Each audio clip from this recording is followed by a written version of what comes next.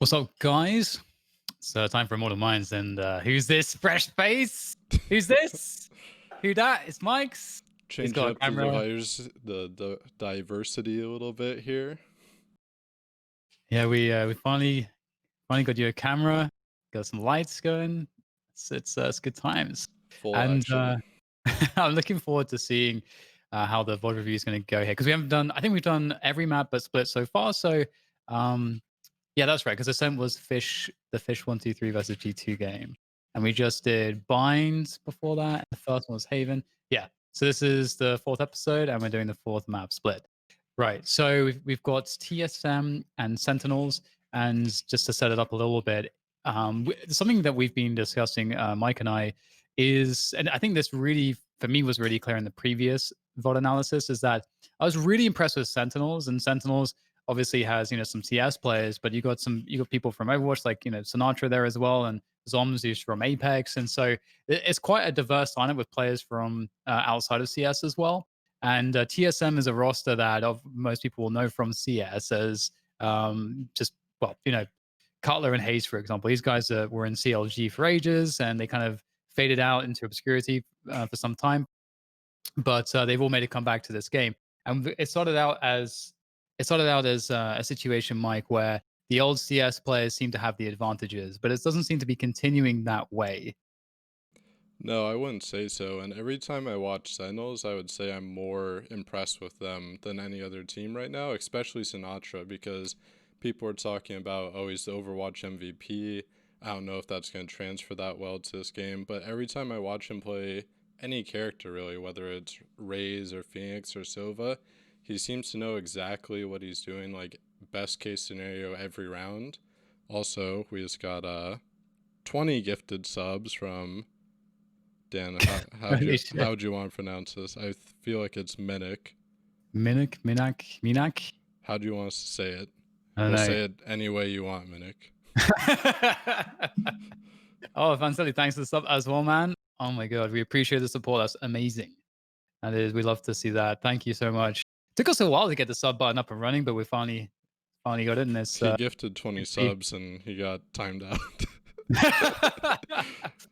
Oh no, Nightbot, please. Oh man. Well, that's really good to see. We have a lot of stuff we've been thinking about putting into the works to kind of make sure that you guys can get a return on the value of subs. But the Discord channel is really popping, and so that's a place that you guys should definitely check out if you're not already in the Discord. Um, right. Minak, how do you say? Is it Minak? Minak? You should give us the phonetics. I feel like you gifted 20 subs. We should really be saying your name correctly here. Right. Well.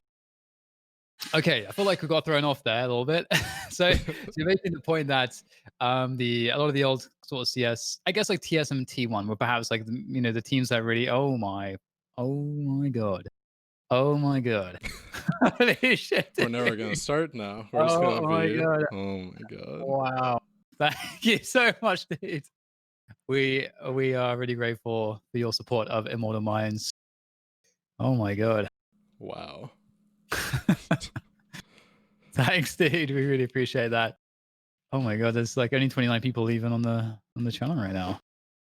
God damn. I don't even know. I'm speechless. My job is to talk. Oh my god.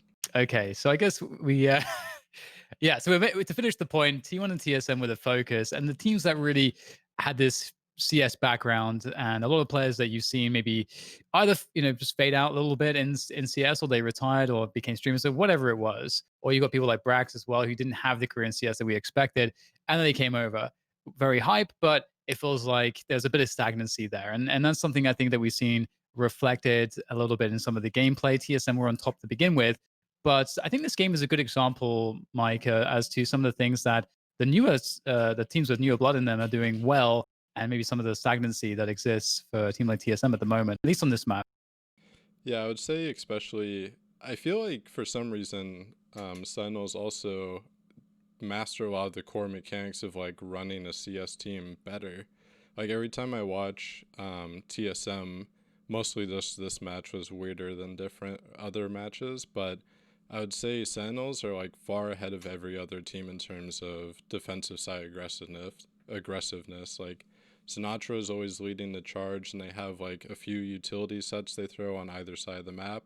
They always get control of that area, and even if they get an advantage, they keep taking more and more control. So then by the time they're at a certain point, the enemy's already like out of map control and they're forced to take whatever site they make them take. It's it is something that thank you, Van Silly. Yes. See now it's I like it. The recognition for Mike, very important. That we all give him the recognition for finally coming on Thank you. camera with another I mean it's been a long time coming. Anyway, back to the point. Sorry, I say back to the point, but I'm getting distracted. Mike, can you really just rehash that very quickly for me so I can I was just I saying, like, a lot of things you would expect a team like TSM to be good at, like being aggressive on the CT side, finding the advantage, certain things like that. I feel like Sentinels kind of outclass them in this game, adjusting in the mid round, adapting to what the team is doing after you see it a few times. I feel like Sentinels really had the edge in that, and TSM were kind of just like stagnant the entire time, and they were the ones trying to catch up after they lost this. Like, I think they started off 4-0 maybe, or four. It was like 4-1 or something, and then Sentinels went on a huge run to start the half. I definitely think that it's interesting to see, having said that TSM, started out on top and have been having some trouble here or there. I do think that it's interesting to see the differences in their play. For example, in this game, the first thing I noticed immediately is just seeing drone on the breach instead of the Phoenix. I think that's he really blew people away with Phoenix to begin with, and I think one of the differences that we will see, I think, in the gameplay here is that it allows them more of a retake sort of approach to the A bomb site, and it also allows a site aggressions as well from the defensive point of view. And this is something in our breach episode, the Mortal Minds, we actually did some theory crafting around this and ways to actually take control aggressively around A, which actually it doesn't happen, I feel like, enough, but I suppose we should go into it. I think Mike, you highlighted round four, so we can just jump straight into round four, get through all of the pistol and eco shenanigans. If you want to set this one up to for us. All right, sure. Let me grab my notes here. So I'll play this out a little bit because it's kind of like a standard default from both teams to start. Wardell, I think, is boosted up here. This is actually a eco for Sentinels, but something I want to point out while we're getting the mid progression here. So basically, they went towards A. TSM are taking control of A lobby with the brimstone smoke, and the rest of Sentinels are just going to rotate off to sub for a B split here when the Sage Wall, they break it down in mid. But one of the things that's really different about this game that gives you an edge is when you lose that gun round on third round or whatever round, and you keep that utility to the next round, which is how Sentinels secure this round. So even though they're on ghosts and frenzies and stuff like that, they still have all this leftover utility, which is really going to secure them this round. And they have a really nice set play from Zombs to clear out Heaven. So they break the wall, they're progressing up mid. They're going to figure out Sages and Vents, Haze there, and they're going to try to take B Heaven control shortly, so they smoke off Vents. He's going to have a smoke and a flash left, so he's going to go back to market here in a sec to set up this flash for them.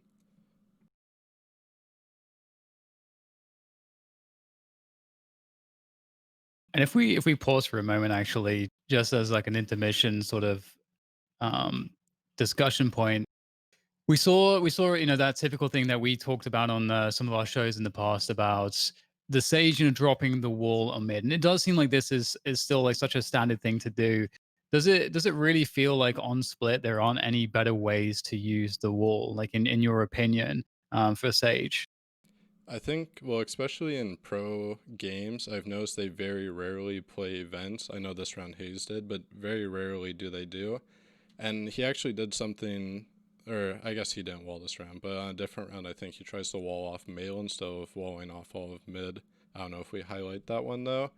But I think it's better for Sages, at least my opinion, is to slow first, because if you're trying to negate a rush, yeah, the wall's good, but they're going to break it down. That's what your slow is designed to do, is to stop a rush. The wall is not meant to like fully stop a rush, because eventually it's going to be broken. It's to deny like a certain part of map control late in the round or like mid round. So I think on split, especially if you have a brim, you should be coordinating with your brim for smokes mid, and then you can be slowing in between because that buys you a lot of time. Because stage slow is 5 seconds now, so 5 plus I think brim is, I'm pretty sure it's 15 seconds. That's like 20 Yeah. seconds per smoke in slow, and then you get another slow, another smoke, and then you're up to 40 seconds. So, and then you still have your wall. And I feel like that's a much better way of controlling mid, especially if you throw in like cipher trips and stuff like that. There's a lot of different ways, but I know right now a lot of people are kind of like, oh, I'm Brimstone or I'm Sage, so I must use all of my equipment like on this area only, rather than trying to spread it out and diversify a bit. Yeah, I'm hoping to see a reimagining there, but I think we will see the Sage kind of going more towards the B heaven rotates later on. But I guess if we just press play and see how this sort of B split plays out, Yeah, we'll see so how the defense goes.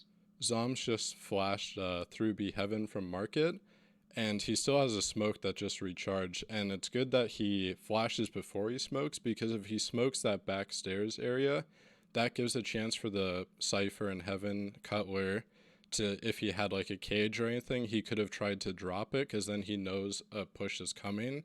But since they flash him ahead of time, his only option is to basically fall off here. He can't take the risk of trying to drop anything, and then they smoke afterwards. Yeah, it does feel like on this map there's a lot of pressure for the defense to try to delay for a long period of time, but also at the same time find that information. I think that's like always any map, the defense's main concern is taking the least risk, but still finding enough information that you're in a position where you can have numbers. And this game is so retake heavy as well, that it feels like you do have to give up sites and positions. Like here, for example, we're going to be in a situation where like a B retake is sort of inevitable. So I do also, again, like I can't wait until we get a better way to do this, because what would be really interesting is if we are able to get that on-screen display easily of who is actually winning the utility battle, because that really the utility approach, I think, much like the idea what you were talking about, whereby we're saying, okay, you can have that wall later into the round. It's a value.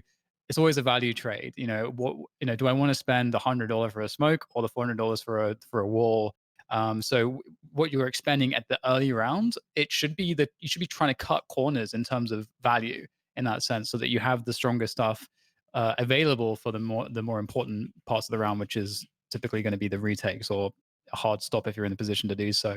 So that's something that I'm hoping that we're getting later on, because in this specific moment, you have TSM in this position where they have to either decide that they're going for the retake or not, and they don't have much position. I'll ask you a quick question, actually. Given we are going to be in a situation where this B site needs to be retaken, what I mean, do you think this is a site that's like much harder to retake? What are your ideas in terms of the retakeability of this bomb site? I think it's a lot harder to take compared to A on this map, which means it's just like equally as hard to retake. Normally, is how the way it works. If a site's hard to take for the attackers in general, then it's going to be inversely hard for the defenders to retake it. I think just the positioning here, like, really caught them off guard, because as soon as Cutler's cleared out of B Heaven, Wardell's just completely isolated, because he was on the top right. You can see the wooden wall that he was standing on, and Sinatra jiggled him off that angle, and then he had his nade and his boom bot, so he had to jet or dash out of that back corner. But by then they're already out, and he has no support at all, so he's just completely isolated in this area. I was gonna ask you what if you had Wardell here, or would you rather have him somewhere else against an eco with the op instead? Because I don't think it's a very good place to have him back site, even with the dash. Well, he also got kind of fortunate to even escape this position initially, because I think Sinatra threw the raise bomb right to like the paint bomb to the back, and that put Wardell down to like 10 HP, and then he manages to dash away. There was also like a boom bot that was coming as well that he managed to dodge. So yeah, he's in a really, really difficult position with an operator. And the problem as well is that if you give this gun up in this position, even if you get like a 1-for-1 or something like that, given that it is, as you said, like an eco, you are giving too much in the way of possibilities the for Sentinels to actually manage to make this round work out for them. So Yeah, I don't know. I'm not a big fan of it. I gotta say, I don't think it really makes a lot of sense. But that's part of the Wardell factor, though, is that it's kind of like in Counter Strike.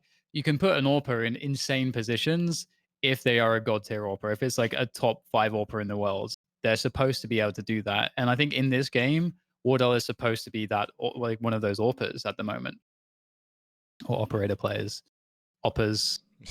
Well, we can Doesn't sound right. watch the insanity that comes after he dies here. So Cutler gets one from heaven through the smoke, and then they get the op from Wardell, and then Sinatra just takes over the round. Yes, this is Sinatra is awesome to watch. He's somebody that I wondered, he had so much hype behind him, and I wondered how good is he going to get at this game because he clearly is very talented at Overwatch, but is he a player that can actually transition games? That's not, you can never take that for granted. Some people just can't do it, but he is definitely growing and improving a lot all the time. And here it is. He manages to pick up Sub Rosa. I think he gets as a whiff and then like another kill that comes through. He's really nuts. Total Ace just steals the round for everyone. Unreal. But that's Yeah, just the that's pretty epic. power of having that extra utility that they're able to clear Wardell out backside, which is why, like, I get with Jet that you can take liberties because of her dash and different things like that. I always say you can put yourself in really bad positions, especially with an op, but you can bail yourself out. But sometimes you're just going to be screwed either way, especially when you have a decent amount of utility and they had like a set plan going into that. It wasn't just like, oh, we're just going to 5 men out somewhere on eco. They had the flash in the heaven to clear out B heaven, the split with the smoke. They had a bunch of utility left to clear out backside. It wasn't just like some random thing. Yeah, actually, it is a good question about like the viability of the operator as teams get better and better at using utility. For example, I think, when we see Viper more as well, because I feel like we're going to see Viper more. I think it's inevitable. I mean, they are trying, right? They're trying to force that to happen. They're buffing her a lot. I think she's already very strong. She has insane retake potential. She has like, very, very strong options to deny line of sight and vision in a multitude of ways. So I feel like it's at some point on a map like this, it's going to be very hard to find your operator angles. And you may be able to get one kill, but it's the question of are you able to regress as effectively as if you had a rifle? And I'm not sure if that's going to be the case, but I guess we'll just have to wait and see.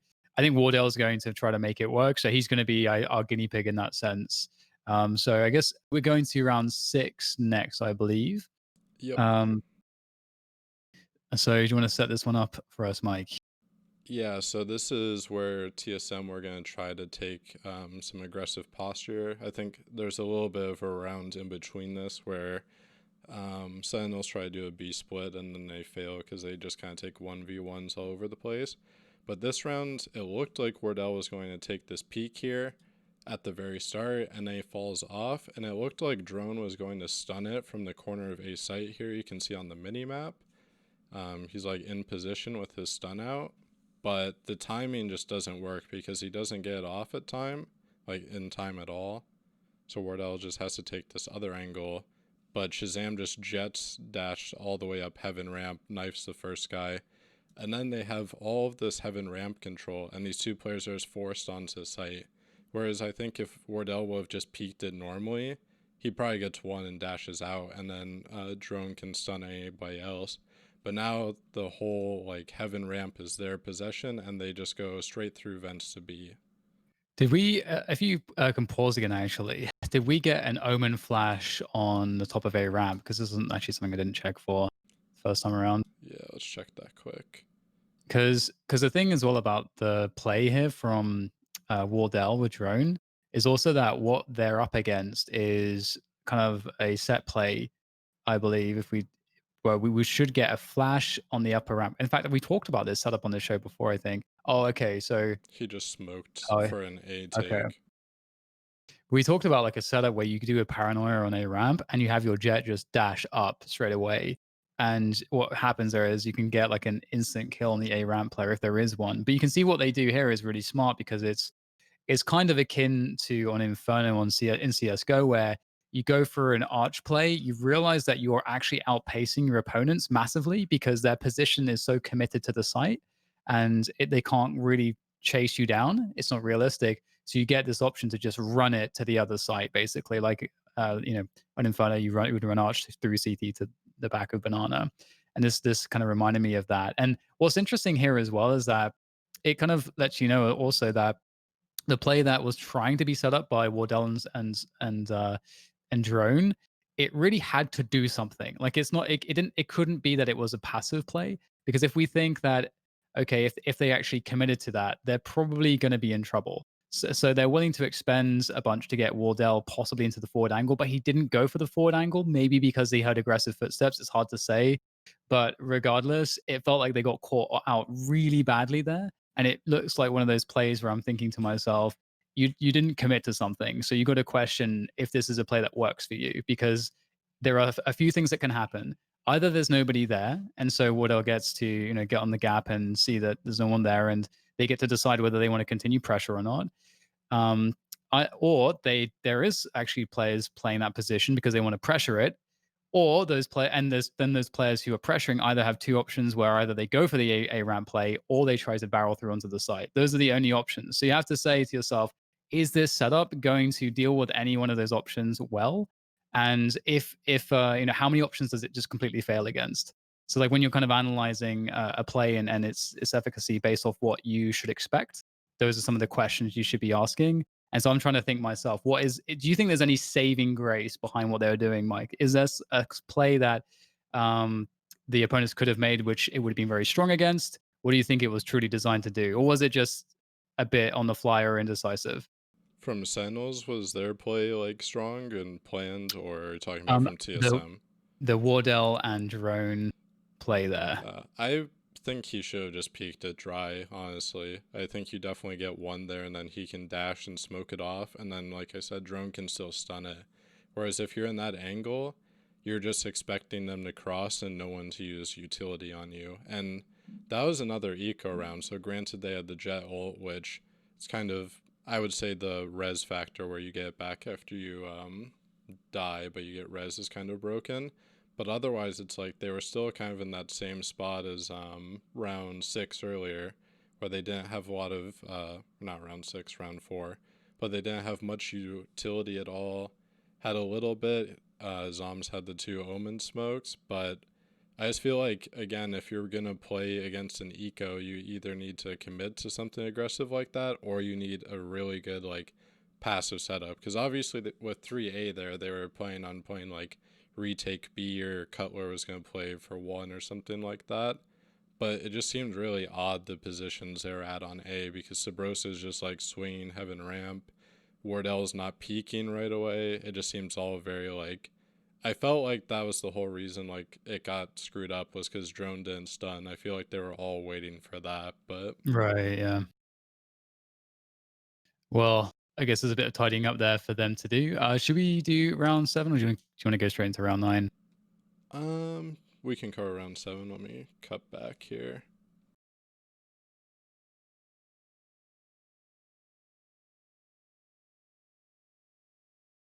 So I think this round is I think we were on round seven, weren't we? Or Oh yeah, sorry. I thought I skipped ahead already. Okay. yeah, so I mean this round's interesting in a couple ways, just because it's one of those kind of it's novel in the sense that it's one of these rounds where there's loads of alts available for the team that's got a worse economy, and they kind of like force into it. So in Valorant, obviously, you get like these ultimates are super huge, and the ult advantage, obviously, as you can see on the screen right there, is kind of insane. There's 0 ults available for the other team for Sentinels. So when I was like looking at this round, I was really curious. What in what ways would they possibly set up this round for success? And given the fact that again that I mentioned earlier that they have drone on breach instead of a phoenix, which he's known to play as well. It is a quite its breach result is incredibly scary on a map like this. So if we press play, we can see what the opening looks like from TSM, and the focus is definitely on them. You can see that it doesn't look like Sentinels, based off of the initial positions, want to default really. and they know the economy for their opponents is weak, but they also know the ult situation. So if we pause again, real quick, we can kind of see the setup. So it's indeed like an A retake setup with just only breach there for TSM. Again, they have full ultimates, so the breach ult obviously extremely strong in terms of retakes. They have the brim ult as well, a res on the sage. So when you're looking at this, Mike, it feels like they're gambling pretty well here. On the face of it, it kind of feels like with the ults that they have with the Brim's ult to slow things down, that they should be able to actually have a really strong chance to win this round from this position. TSM that is.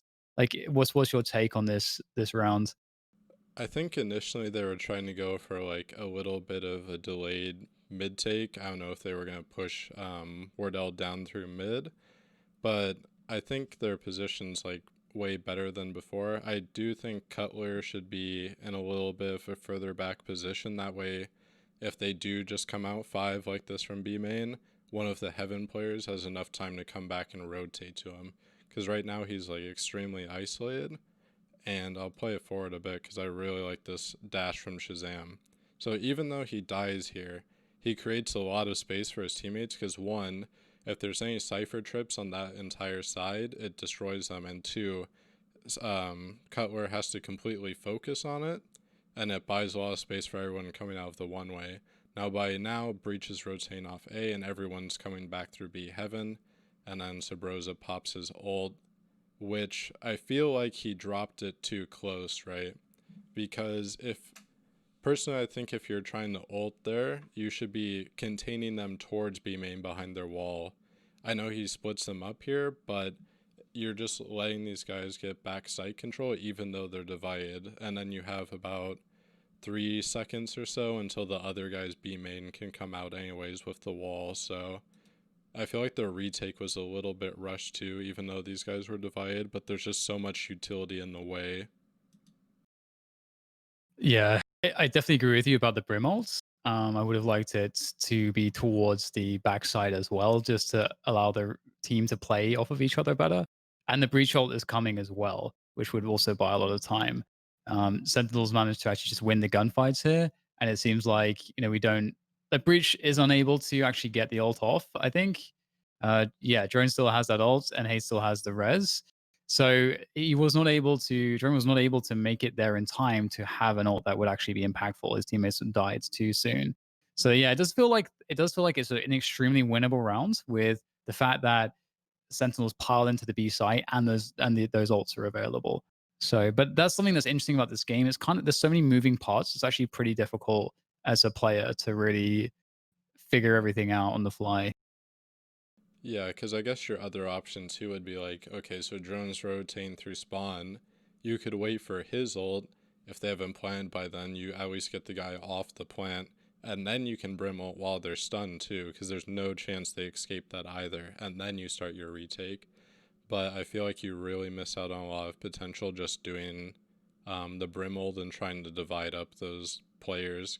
Because you don't even know if they got divided up or not. There could be 4 backside while you're retaking, and they had a Cypher cage, and there's a Sage Slow and a Molly. There's just so much utility down already. Yeah, I definitely agree. With that said, we can go to the next one. If you want to set that one up for us as well. I know Sure, you're. so go ahead. No, no, you go. You go. Okay, so let's see. Sentinels take mid control to be Heaven here, which causes a massive rotation from TSM after a few seconds, I think. Oh yeah, I remember this round now. So they're playing double B Heaven. They're ditching vents like the most pro teams normally do. Sentinels are creeping up mid, gain control, break the wall instantly.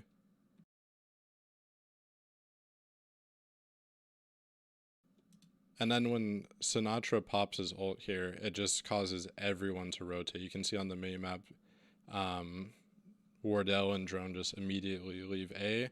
So this one ult just buys so much space, even though he's not going to get a kill with it. And then they kind of realize here pretty soon with how much utility has been thrown here, they might have a chance to reset the round. Because basically the guys at A just rotated off of, okay, there's people in mid. Oh, and then this, I don't know why Sabrosa, if you saw it there at the end, he smokes off the top of male and then goes up the rope. But Hayes is still smoked off on stairs. So you're basically relying on that they haven't gone through male yet, even though Sinatra popped his ult into stairs.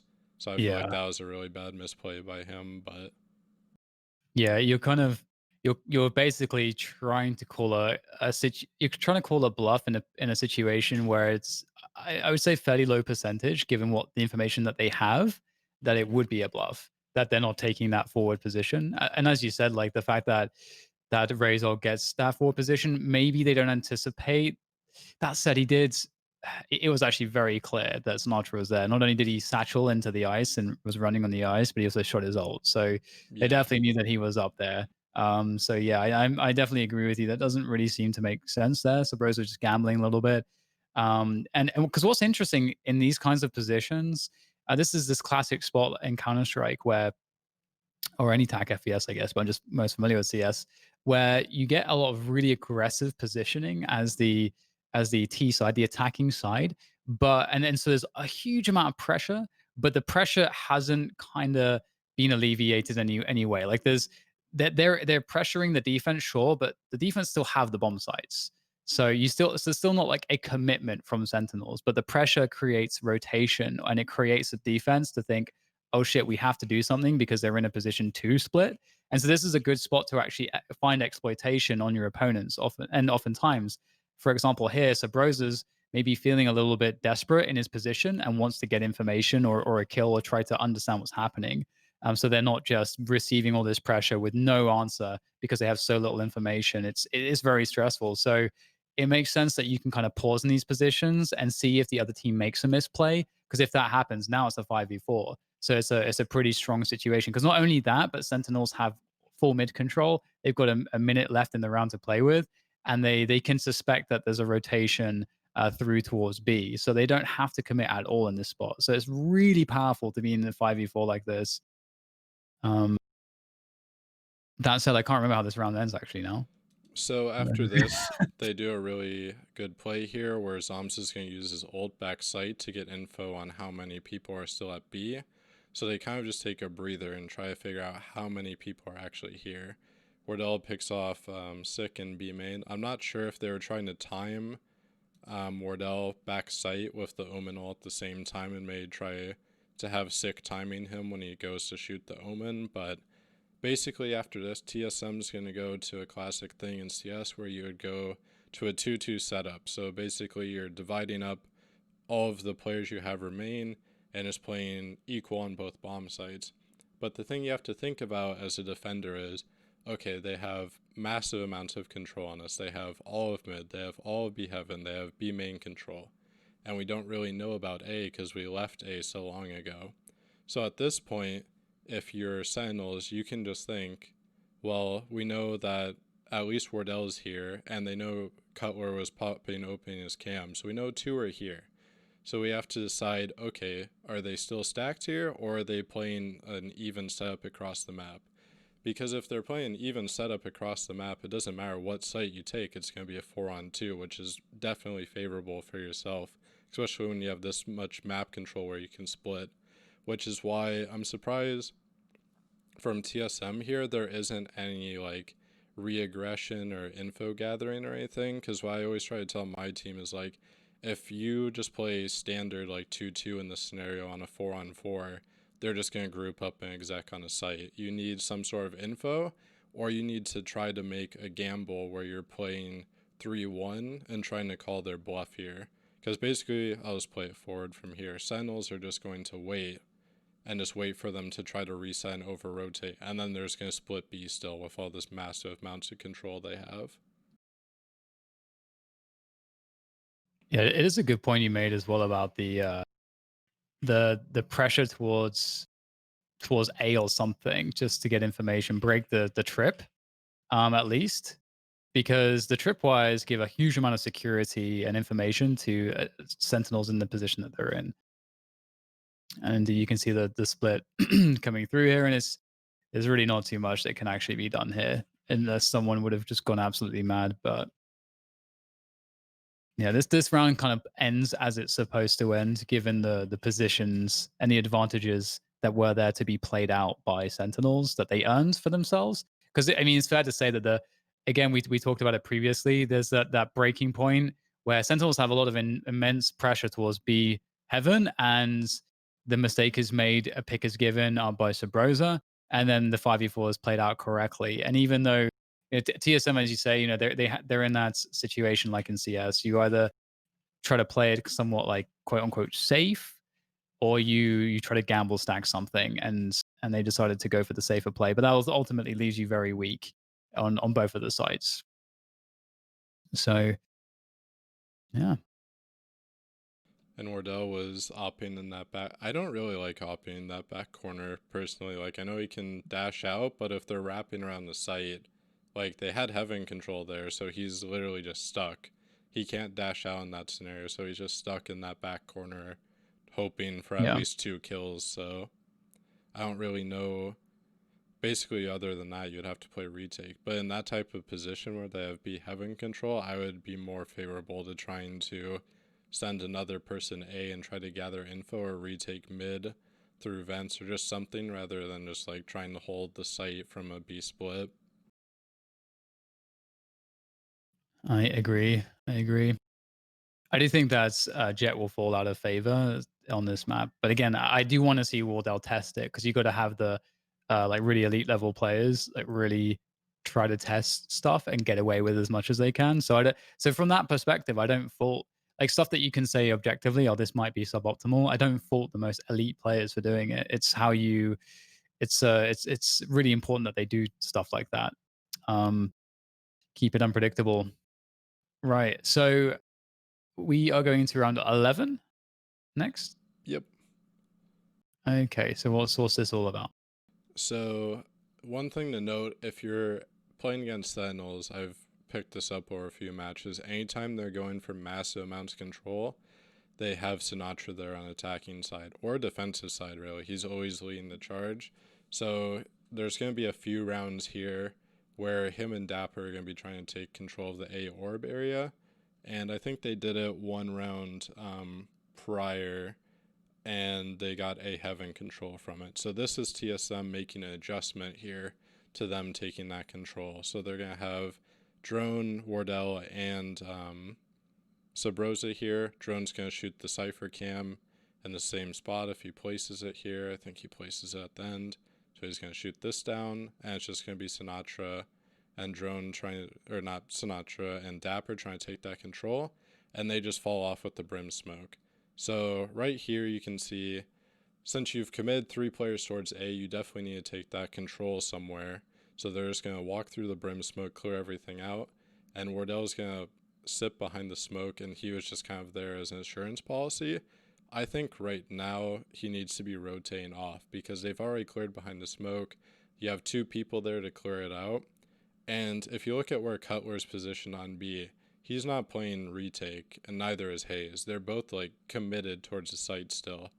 And you have no help at all anywhere. So you're basically relying on those 2 players, which between Sage and Cypher, you shouldn't be really expecting them to be able to handle like a 2-on-5 entirely, especially when they're split up like this. So I would rather have seen, you'll see on the next half actually, Dapper, they do a very similar thing to Sentinels, but Dapper's playing in spawn with the cam instead, and they play retake B. Because the thing you have to think about is, even though these guys at A have taken all this massive amounts of control in about 5 seconds into the round already, they take forever to get from there to B to help you. It's not like they're going to be there in like 5 seconds if they hit the split on you. So you have to have like some time to buy for these guys that are rotating or flanking. Yeah, I think you summed it up nicely. I do like the fact that they're going for the A control though, because I think that you have to keep Cypher's trips honest when a team is defaulting. I think it's really important to do. And Yeah, it's pretty rough given that Cutler's in a really committed position here. He would have to get at least find at least 2 kills here to make this round doable for his team. Yeah, so Um, Hayes just gets picked off there, and he's playing the right side as well, so he's basically playing for 1 or 2 there. Cutler does get one, drops a bomb, but they're already splitting through B main, and the rotations are just not going to be fast enough, especially Sabrosa's flank. He gets the kill on Shazam, but still he's really far behind, can't stop the side take at all. And I think TSM actually equalized this pretty well, but then they flub a 2-on-1 against Sick, I think it is.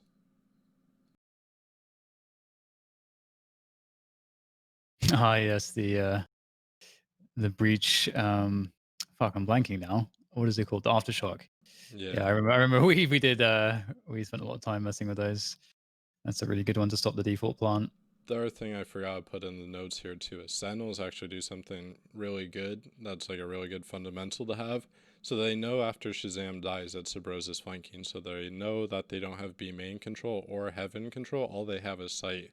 So they immediately push spawn to clear it out because they know they have no other control and they're just going to get collapsed on. So Sage and Sinatra cleared it out, and then they leave Sinatra to go try to clear a Heaven. So they get themselves in a way more favorable position because at least Sick on site doesn't have to worry about someone coming out spawn as much.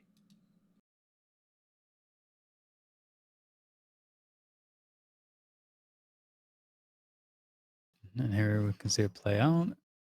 These situations in Valorant, I feel like is so much harder to predict than in Counter Strike for some reason. I don't know if it's just because I've got more experience in CS and like we know what to expect from all of the angles and positions and everything a bit better. But in Valorant, there's like so many spots where there's either like a one-upmanship of ultimates or like late round utility, or I don't know. There's just something about Counter Strike I think that makes some of the fights a little bit more predictable. I don't know if you like agree with that. Yeah, I think something that has to do with is just like how many different entry points there are in certain sites in Valorant. Like if you think about the 3 different entry points here, even if you have control of some of those, there's just so much randomness to it because technically some like in Heaven there, Drone could have been flanked from mid or CT because he knew they took control of spawn. So he has to worry about both those angles, which is why Sabroso is also watching towards Heaven, which is how he got killed. But at the same time, they're not really focused on if the guy is still sighted at all. They're like too worried about, oh, he could have went all the way to A, or he could be in spawn flanking me Heaven. There's just so many different things to worry about. Yeah, I completely agree. It's pretty intense. I wonder, how much players' intuition will get better and better as time goes on for stuff like that. Because ultimately, that comes down to like an intuition thing, and just like got to put the hours in and see all of these crazy situations. But I think we are going to. That was round 11, and Round round 12. 12 is coming up next. So right. This is another counter towards their A control. So this time it's just Drone and Sabrosa here, but Drone has, I'm pretty sure it's his stun, can't really see, but he's lined up in the spot that you would stun or aftershock through the wall there. And Sabrosa is going to pop his ult. Now where he pops his ult is to keep them in a position where they're forced to take a fight against him. Except with Sinatra and Dapper, they already wanted to take this fight really quickly, so he kind of screws himself over here. So I'll show you where he ults and why it doesn't work out for him. And I'll say kind of what I thought he should have done instead. So they come up already, beat his ult, and he just gets out positioned there because they have the boom bot and there's 2 people swinging him at the same time. Where I think if he ulted where they're standing now in that little L section outside the orb, but if you had a molly on the stairs at the same time, because then that forces them to keep moving forward into that position because they would have kept running forward regardless. But then they're in a position where they need to swing out into you rather than you trying to swing into them at the start there, which is definitely a lot more favorable, especially if you had Drone still stunning them, or if he just flashed, or if you both just have your guns out, because then they're pushing through they just have nowhere to go but out into the angle you're already holding, rather than you trying to be like, okay, if I ult here after a few seconds and I know they're going to be in front of my ult, but I don't know how many or what utility they're throwing or any of that, and it's still less favorable for you. Yeah, was did we get like an aftershock for drone or something that goes through the wall there? I I think imagine that must have come through, right? I think That would, that's why Sinatra stopped, but yeah. But I feel like because with the aftershock you can't charge it up, so he has to do it while the round just starts. So the timing on it isn't very good. Basically by the time Sabros is dead, it's when it's popping. yeah, yeah. Yeah, definitely a lot of timing issues for sure. Um, I guess let's play it on and see how the reaction is. These 8 round openings have been troublesome. It seems like TSM need a rework because they're not getting the value that they need around the early situations around A and taking control around A ramp and so on.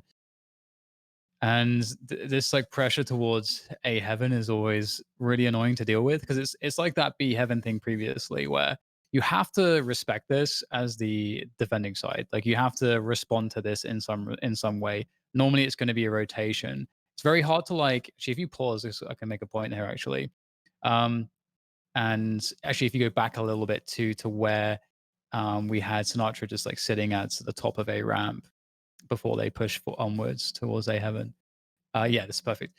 So yeah, so when you take position like this, it forces it's kind of like the situation I highlighted previously around male and B heaven. When you take like really forward presence like that, you're still not committed onto the site, but the other team has to respect what you're doing. And then you have to think, okay, well, how realistic is it to retake that position? And unfortunately, I think generally speaking, once the position like this is given, much like Be Heaven, it's actually very hard to retake it. So the options start to dwindle pretty heavily. And for the attackers, you're actually in a position once you have control of the upper ramp that you have the ability to do stuff on the rest of the map. And it's again, it's the ability to do that is mostly because you don't need you could leave potentially one player here if you wanted. You could keep 2 players here, and that leaves you 3 or 4 players to do stuff around the rest of the map. And at the same time, you know that the other team has to respect the control you have here. So that means you forced likely certain rotations. Now, if you play the situation out multiple times, you'll probably start to see similar responses from the defense in terms of how their rotations go, and then that kind of informs you exactly how like what your strongest options are as the attackers to play out of this position. So yeah, I just wanted to highlight that fact because this is one of those advantageous positions that has a lot of really good transitions for the attackers. And when we're playing matchmaking and stuff, Mike, it's so often that people will just commit from positions like this, thinking that the round is over already. But in reality, Yeah. you can just chill here and see if the other team makes a mistake, or you can work on other stuff at the same time. Yeah, that's the thing. Like Sinatra's in such a good position here. You could just leave him. Like you could just leave him and see what they do to react. Whereas, like you said, in matchmaking or something, people just be like, "Oh, I must continue running into a heaven the entire time," and just like keep taking more and more ground, even though we're at such a good advantage, like 20 seconds into the round. Yeah, it's really powerful to see like how does the other team to react or how does the other team respond to certain things. Some teams actually will try to make an adjustment and their adjustment won't be good because that's kind of the assumption as well as like is I think this is like a I think a way that people think that I don't think is the best whereby an assumption is made that a team if you keep doing something that's working that you can't keep doing it because the more you do it and the more it works the more likely it becomes that the other team will find a way to deal with it and then win that round against you. But sometimes what can quite commonly happen is the other team will try to adjust to what you're doing and their adjustment won't work and so you'll just win more rounds like that and then you can actually win the mental game that way as well. So yeah, that's just another point about situations like this. But yeah, if you can find a way to consistently in a game like Counter Strike or Valorant, whatever, any game really, get into a favorable position, advantageous, then and you can keep doing it reliably, just keep doing it.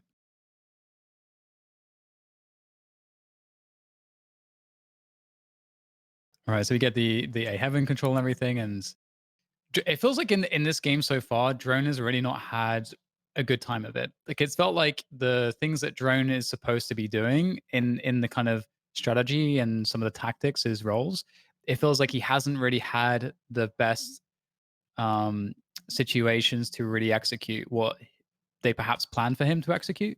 Like for example, I think we saw multiple rounds where you mentioned how the I'm forgetting all of Breach's ability names now.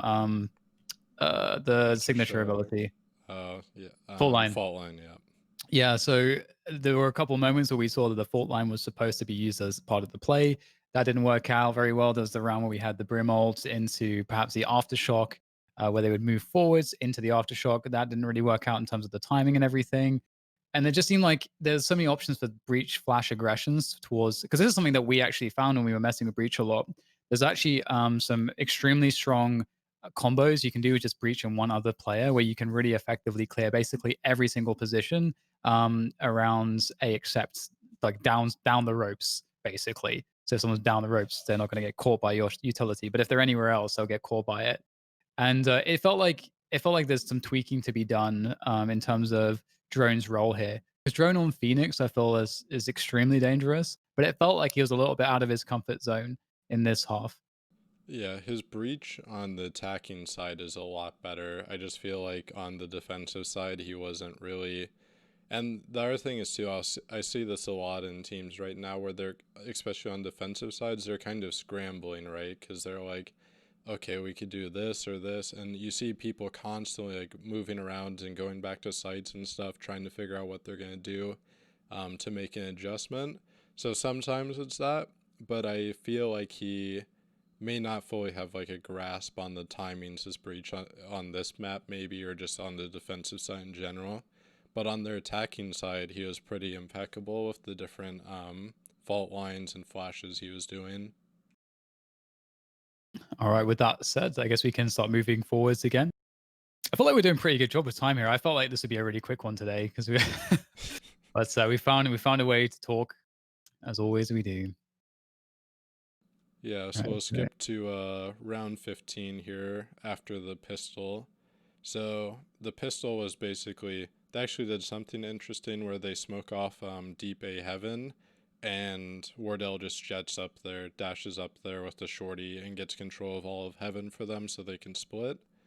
And then on round 15 here, Sentinels are going to take A main control with Zom's flash here. And I'll show you the positions they take here. I think Dapper will fall off a bit. So I'll pause it here. So right now he's running towards spawn. So this is what I was kind of talking about earlier. When you're committing this many people A, you need to have good positions on the other sides of the map because you're basically trying to give them up or at least delay them.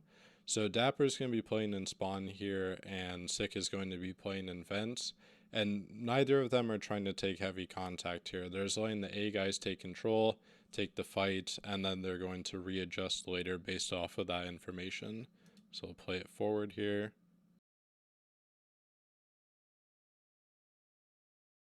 They flash through, they catch Cutler by himself, Wardell and Drone are in the back with the bomb, smoke it off.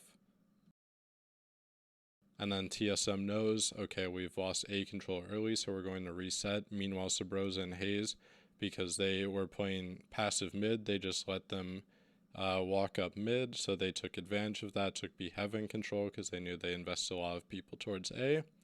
Now, there is a mistake here. So Dapper's just in his cam at B, and he's just standing in the CT hallway, and they could be in heaven, but he doesn't think about this at all.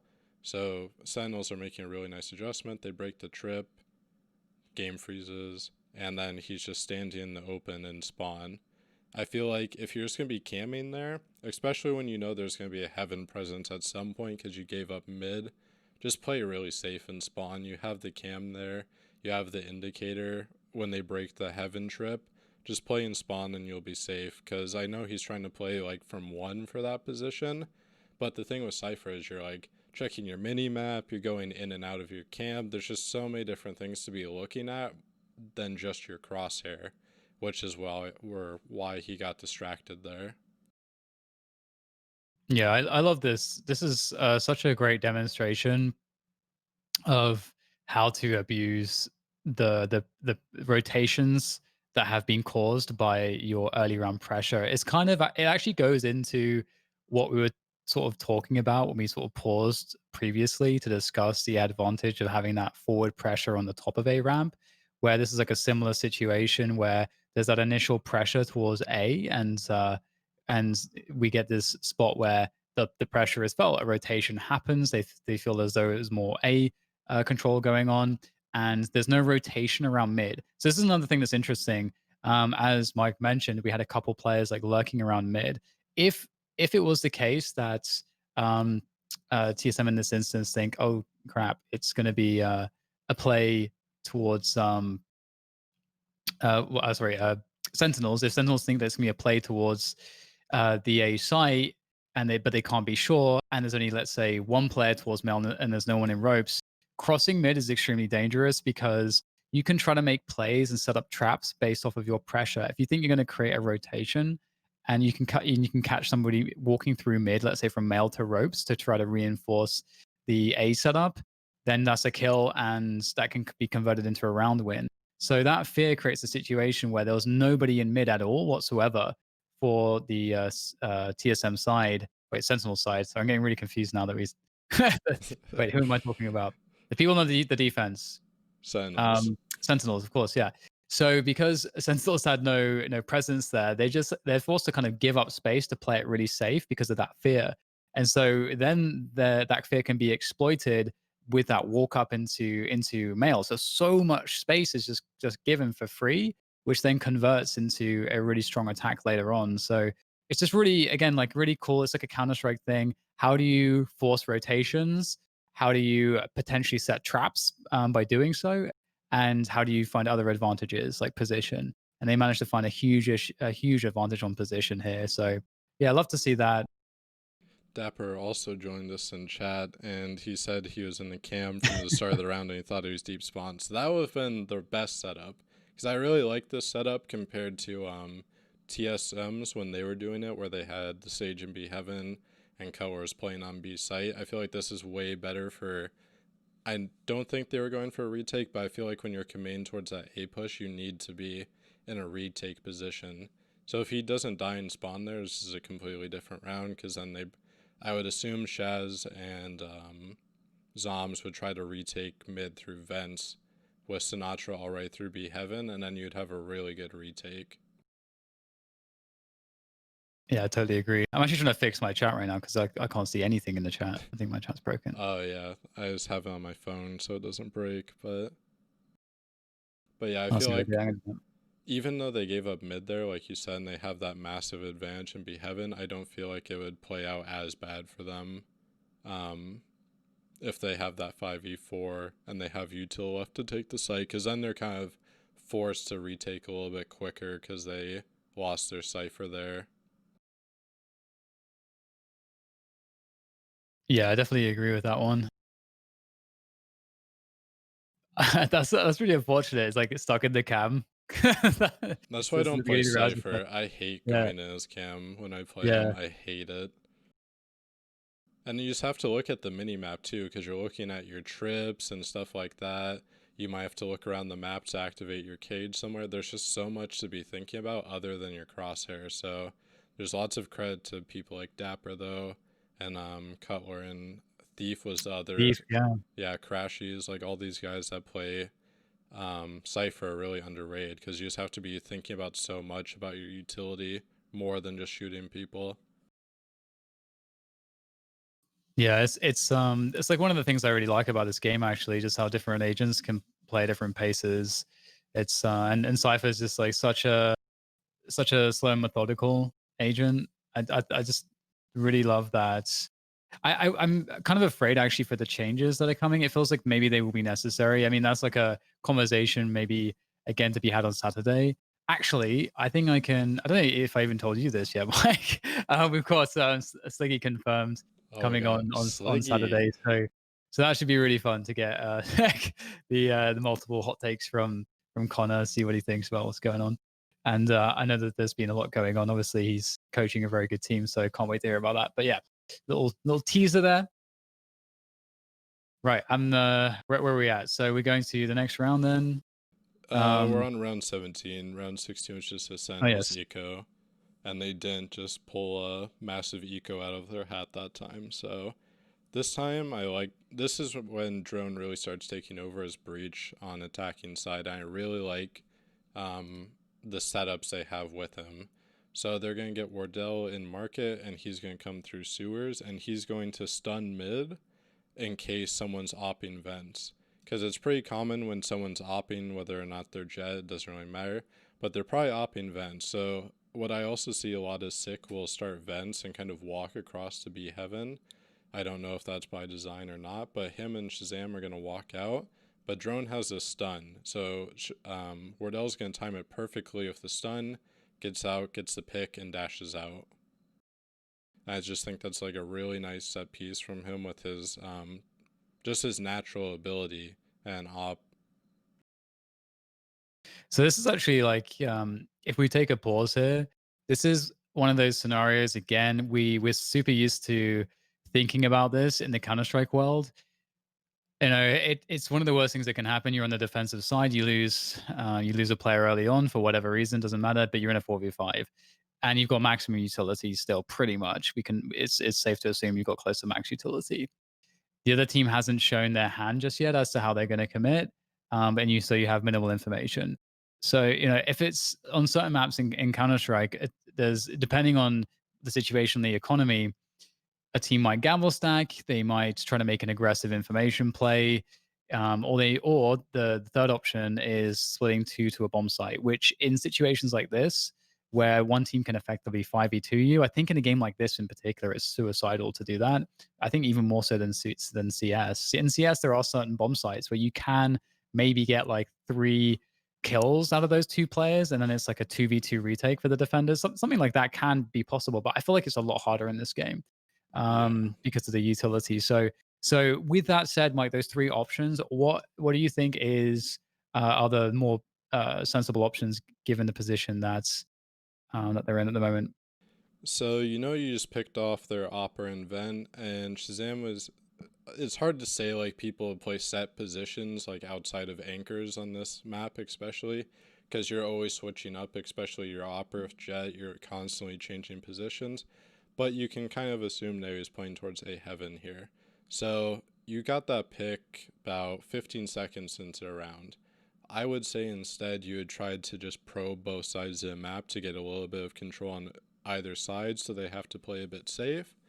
But in this case, they're going to just contact towards A, which I feel like is a massive mistake here because you're at an advantage, you picked off their opper, and you still have utility left, and they're going to leave Wardell to work in mid here alone, but they're just going to walk up A, and in the meantime, Sentinels have just left Sick posted here with the op. So by not using any utility, you're basically just like giving them a decent chance to get back in this round because you don't know anything about this site at all. All you know is, okay, we picked off Shazam in mid with the op.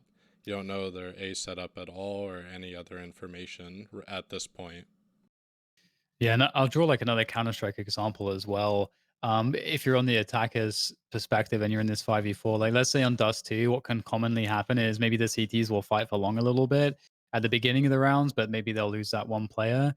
Then you have this like super classic situation on Dust 2 where the attackers will often go into sort of their default. Maybe they'll leave someone along, but more importantly, they'll probably have someone sitting in some kind of an off angle in the upper dark position because they're expecting that, okay, well they have to get some info somewhere. This is like one of the more likely spots, so we'll put someone in a really strong position, and they'll punish an information play from that team if they try to push and go for and get positioned to have a retake set up for the A site early on, right? So that's like Dust 2.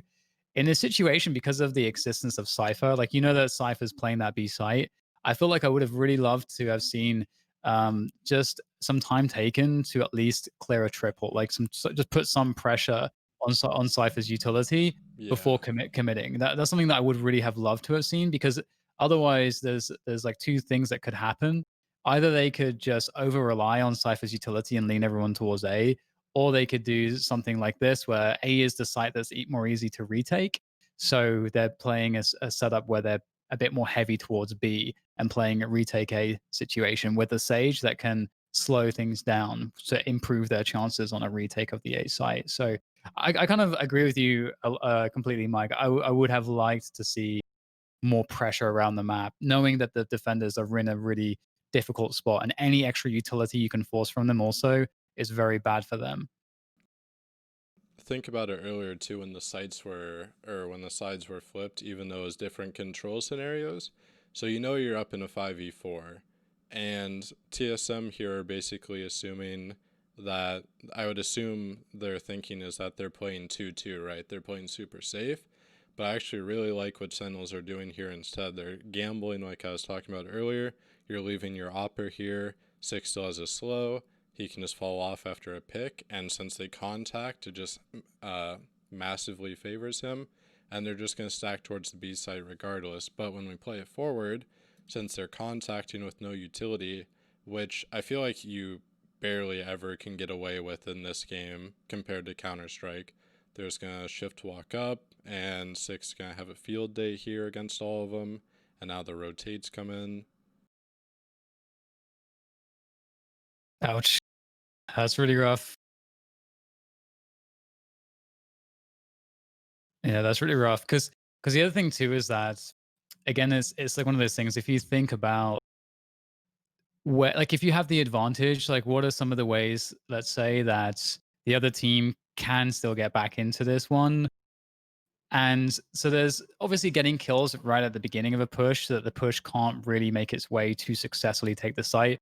Obviously, that's great. But like, even if we assume that they're still able to push onto the site, what a kills early like that actually do as well is that they create a delay, and the delay is one of the most important concepts behind the defenders. A defender that cannot hold a site, but their only play is to try to facilitate the strongest retake possible. And so to do that, you need to get your teammates in, buy a time for your teammates to be in position to work with each other. And that what that also does is, because you're not only delaying or delaying to buy time for your teammates to rotate, what you're also creating is a situation where your teammates are more likely going to get more forward positions, because there's less time to set up for post plant for the attackers as well.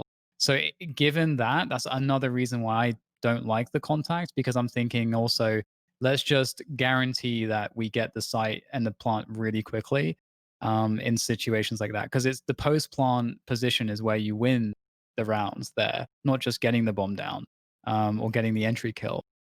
So yeah, just added those are my 2 cents. Yeah, I completely agree. Like, just invest the utility and secure the round. Even if you think there's two on the site, just invest the utility.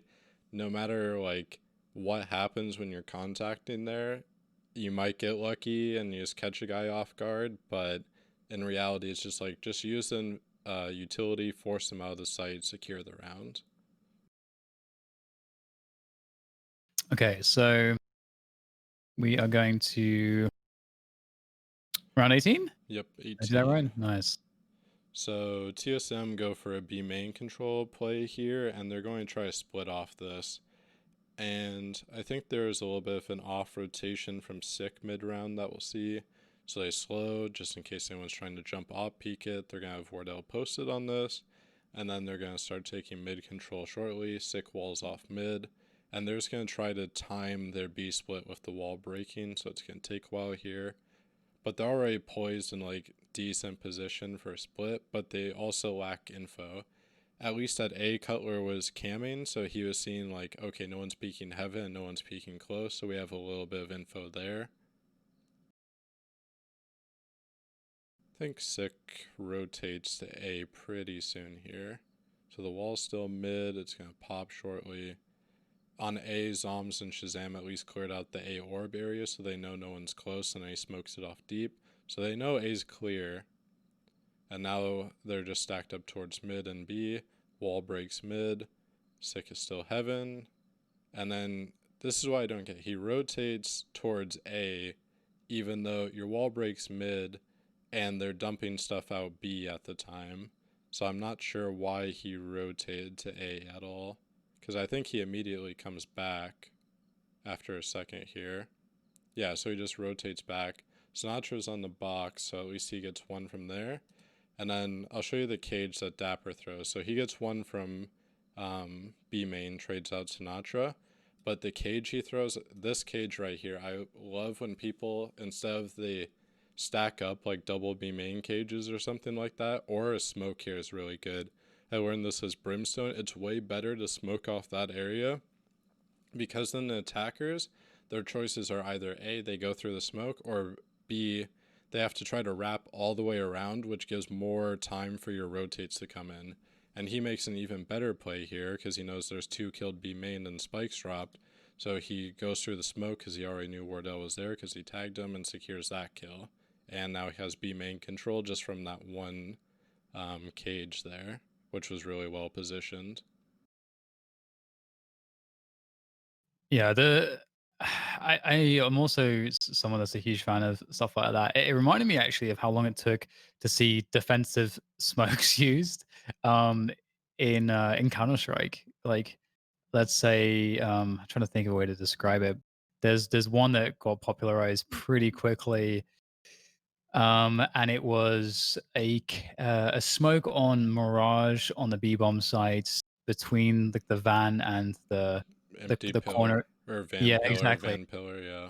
Yeah, but exactly. Like that smoke, when people started to figure out that smoke, and there's a lot of other smokes you can throw as well, like defensively, where it's like, we're admitting we're going to give up part of this site, but we're going to hold on to a certain amount. And it kind of goes into that previous talking point again about like, what is the job of the person who's on the defense, who's by themselves? Like, they're the first point of contact. Their job is that the best possible thing they can do is buy time. I mean, because buying time is more likely than getting kills, generally speaking. Because if you go for a kill, you're at risk of also dying. And if you die immediately, even if you get 1-for-1 and it's a 4v4, it's the other team still gets too much time to work with. So yeah, I love that. Just wanted to reiterate that point. Yeah, both buying time and space there. Like, he just Yes. completely eliminates that backside area as a possibility for them because they just don't know anything past that smoke. I think on round 20 here, Sentinels do a really fast mid control. I didn't put a lot of notes for this, but it must have been interesting because I highlighted it and I try to remember here once we see it. Oh yeah, so he smokes off, and then Sinatra's sick push down mid. Like I said earlier, every time there's somewhere there's an aggression, Sinatra's probably going to be there with them, even though Sick gets the kill, and then they immediately fall off. But then Sinatra just goes for more and jumps up on the wall, and they pretty much just shut this down right from the start. Oh, Sinatra. It's like hard not to be instantly a fan of Sinatra, I gotta say. Every time I watch him, I just learn so much. Dapper just jump and spray all over Hayes. That's so awesome.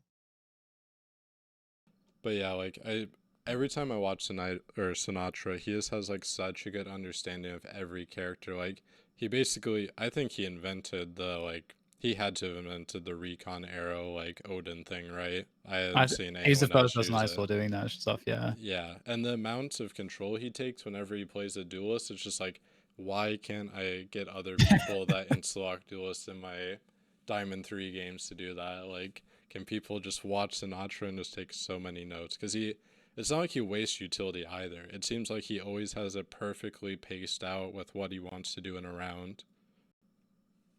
Yeah, totally agree. Totally. He impressed me a lot. I there's so much hype around him coming into the game because it's such an insane story. I was thinking about this earlier today. Where it's like you have this guy that's just recently won the MVPs, like most perhaps like the highest stock in all of Overwatch League. I don't know Overwatch League very well, but I assume if you get the MVP of the league, you probably have a pretty secure position and a high stock. And doesn't matter like where you see the game going. You're like, actually, it's like, nah, I'm just gonna play this completely different game that I have no experience. Don't even have any experience playing CS, from what I understand. Of maybe he I think does, he but played main in CS for a while. I thought I read that somewhere. So I think he okay. played CS. Well, then it's a little bit more sane, but it is still pretty insane considering the fact that like how competitive CS is and that there's lots of people from CS moving across. So I just love the confidence of that maneuver from him. And so like there's all this hype and I'm just like, I don't know, man, if he's going to be able to do this, but he's innovated on top of actually being a great player that's growing. You can see him growing constantly. I think that's the thing that I think is really interesting and that's something I don't expect to see as much from a lot of the CS players. Just and it's not nothing against CS players, just more so that CS players have been playing for a much longer time, TAC FPS games, so they're going to have their ways of thinking will be much more ingrained. So in that sense, someone like Sinatra, in theory, has more room and flexibility to work with. Um, He's right. one of the few players that I can say fully plays Valorant as Valorant and not like partially CS or anything. Like every time I watch him, it's like, yeah, he definitely understands this game and is playing it as Valorant, not like partially CS or like, oh, I can do this in CS and get away with it in this game, so I'll continue to do so. He just keeps understanding like what's the best in this game for him to do as his role. Yeah, I completely agree. And with that said, round 21, I think. So this is the final round. No spoilers. Yeah, so they just started snowballing really hard here on second half, and then I think TSM tried to go for an A heaven control here, but just get completely denied, and Dapper gets a lot of B main control for free. Yeah, so they try to set Wardell up for a pick here, and then I think Sick comes up and walls off heaven ramp, which I feel like is a really good use of this wall for once, instead of just walling off mid, and it's perfect timing here.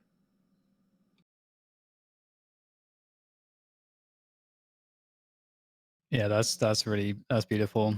And again, like we saw how strong this position is to hold as the attackers. So it is actually very important. I like that this is another thing about the wall.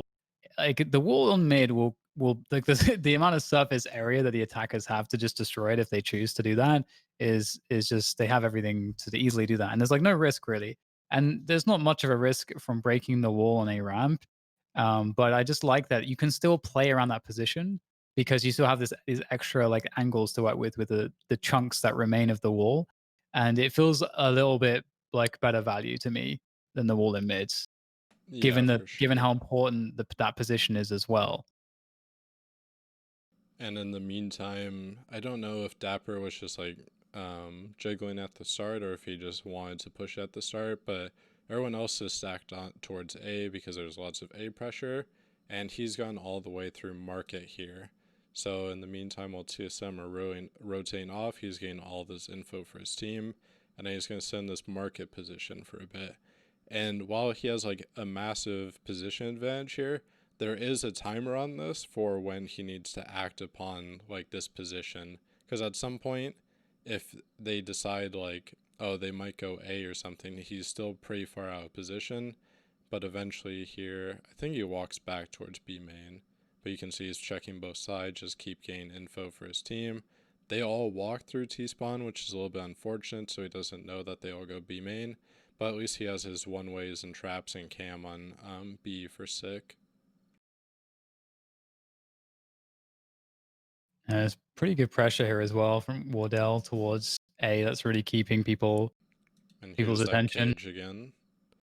That just completely messes with them while they're trying to take backside and gives Sick another really good advantage here. And this time they just have to weigh it out, except for Sabrosa. This is so nice. Yeah, so getting a double there, and that bought just enough time. If you look at like by the time they actually get the bomb plant, Dapper's already owning them from B main. So again, it just goes to show like how powerful that delay is. Unfortunately, when you're playing matchmaking, you can't even be sure that no matter how long you delay the attack, your teammates will ever come to help you. Yep. There's holding some random ankle across the map with an op. Yeah, right. So there it is, and that's the end of it. I don't know if you have any other points to make about that round, but I think that's all the Nope. rounds that we have for you today, guys. Do you want to go over just some general thoughts on like both teams in general? Because Yeah. one thing I don't think we brought up on the show yet, but like every week I've seen power rankings like after every tournament. And there's basically a tournament like every weekend. And every week there's a new different number one NA team. It's like you do realize like one week some teams are going to spend a lot of time investing in a lot of strats, and they're going to be like, okay, we know this team does this and this and this from watching streams or whatever. And then every week there's a different team that wins a different tournament. Everyone's like, oh, this has to be the new number one team because they're the most recent tournament winners. But for my money right now, I think Sentinels are going to be like the best in the long term, just because they actually feel like a structurally sound team that are actually innovating with inside Valorant and not just like reusing things from CS. They do have some elements from CS, but at least it feels like they have a really good understanding of this game. I don't know what you think Yeah. about like power rankings or any of that though, but Yeah, I think the difficulty with it is as well is that um we don't really have enough really serious, I don't want to say like really serious tournaments, but we don't have right now. There's just like a lot of tournaments, and it seems difficult as to how, like, what level of importance we actually attribute them. It feels like they're all kind of in the same wheelhouse at the moment in terms of importance. Until we get bigger leagues, and obviously COVID certainly has creating problems because everything's online first of all. So that's like yeah. another big thing is that the level of competitive integrity when you go to LAN play increases dramatically, and it's not just the competitive integrity; it's also the fact that competing in that environment itself is a skill, and the teams that are able to prepare better and travel better and be better teammates to one another, and everything else, like all those factors start to come into play in that kind of an environment. So that's like another thing, because for example in CS we would never use online tournaments if we didn't have to for rankings. Your ideal scenario is using the big leagues and finals and majors and big established events. So with also tournaments which have great formats, and formats have obviously been at this point they're kind of they're very different. Sometimes you're looking at invitationals, sometimes it's an open system. There's going to be best of threes or best of ones. Like there's just not enough consistency, I guess, overall. So I agree with you that looking at it in that fashion, power rankings don't make a huge amount of sense right now, and everybody is just racing to be the best innovators, and it's becoming clearer who the picture of that is becoming clearer. I also agree. Sentinels, of all the teams I've watched in NA, haven't seen much of the European guys lately. Do seem to be like, you can see the cogs turning in their mind when they're doing stuff. And I feel like the kinds of advantages that they're getting and the ways that their success is being rewarded is from trying to innovate and trying to play Valorant the best way. I see some teams conversely rewarded for doing the good basics in Valorant, but it's because they have a lot of skill and a lot of clutch factor and a lot of other elements that can help them compete. But Sentinels, to me, they're definitely they're up there for sure. I agree. It's a long-winded answer, but that's what, I guess, why I'm doing these shows. We enjoy those. I think throughout this match too, like there wasn't really a point, even when if you guys watch this back later, the whole VOD from the actual match where we didn't skip any rounds. I Even when TSM were up like 4-0, it didn't really feel like they had massive amounts of control over this game. It felt like after Sentinels got that eco Sinatra gained the ace, it just felt like they were kind of in control because they went on to win, I think, 8 rounds in a row or something like that on that half. And then they just dominated the defensive side, but it never felt like TSM really had control and they were the ones trying to catch up the entire time to Sentinel's adaptations. Yeah, I totally agree. It's a very similar feeling actually to the last VOD review we did on Bind was Sentinels versus Immortals, and we kind of had this similar vibe. I felt like where we were thinking, oh, Immortals. It's like we're watching this, and every time we're thinking, oh, Sentinels look by far the better team, but the game was pretty close Yeah. because I guess of the way the frags and sort of the clutches went. But ultimately, as Sentinels looked really good there as well on binds.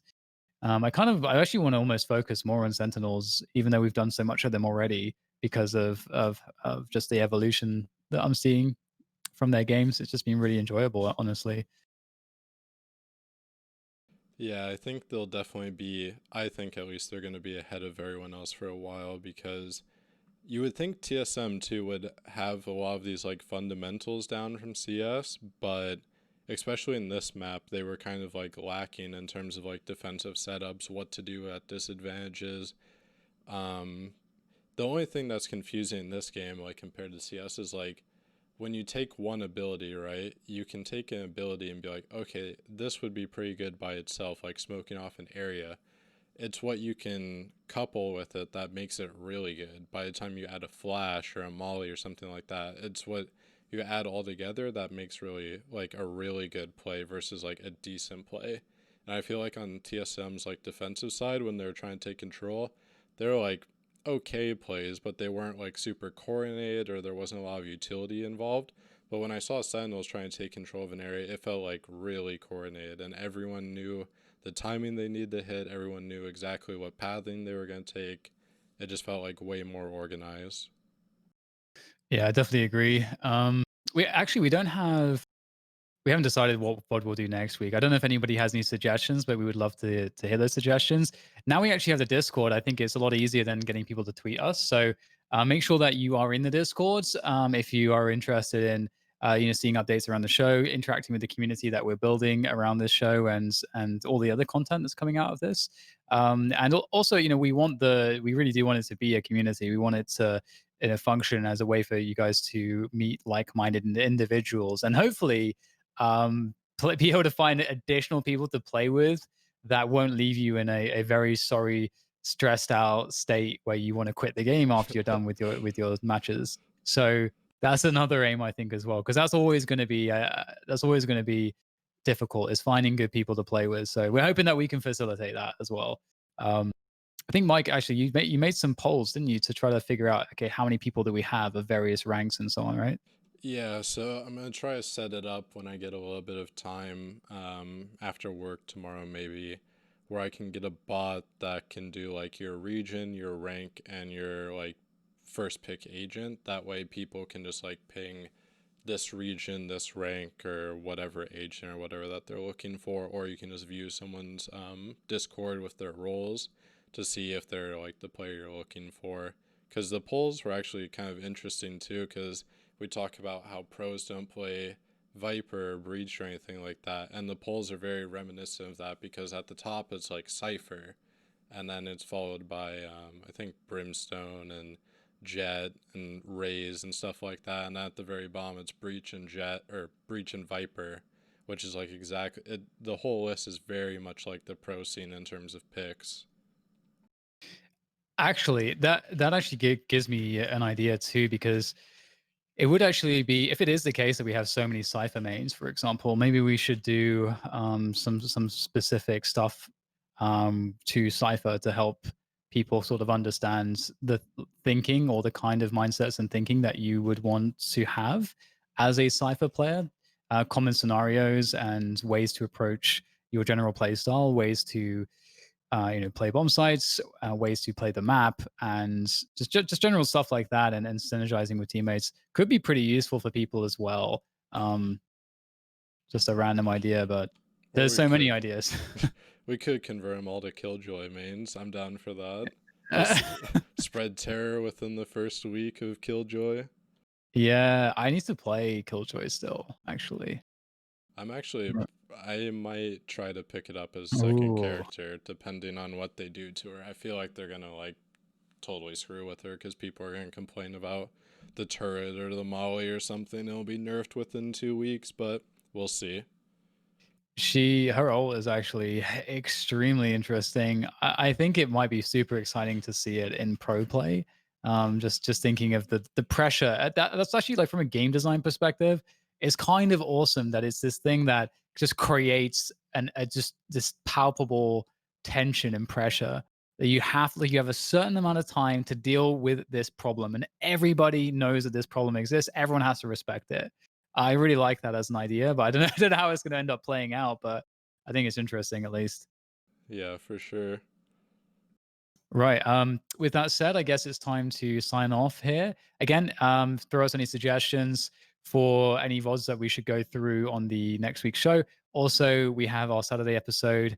Sliggy confirmed with us today, so we'll have Sliggy on. We might have Parler on as well, so we're waiting to see if we can figure that one out. And also, um, make sure to send us clips. Use the Discord. Send us some clips for the upcoming show this week. We like to feature, your moments, whether they're just some sick frags or some really interesting and intelligent play with utility, with any kind of agent, like whatever it is. You want to have it featured on the show, we'll definitely check it out if it's in the Discord. Do we have a channel specifically, Mike, where people should be dropping stuff? Yeah, so if you join the Discord, just drop in Clip Farm. You'll see already there's a bunch of different stuff in there. And you can also just like discuss different clips in there too. It's still pretty easy to find them.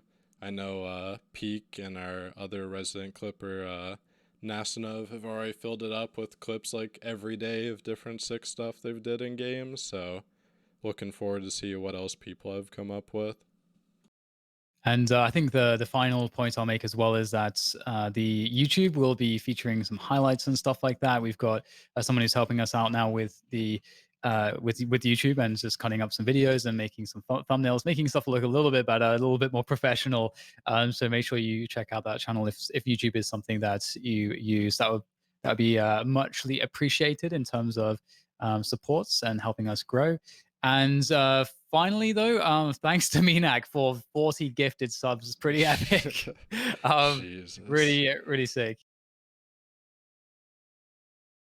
A DDK final point is at least 3 additional points. That's so true. At Right. minimum. Okay, guys. I'm calling it. Time to sign off. GG. Good night. We'll see you next time.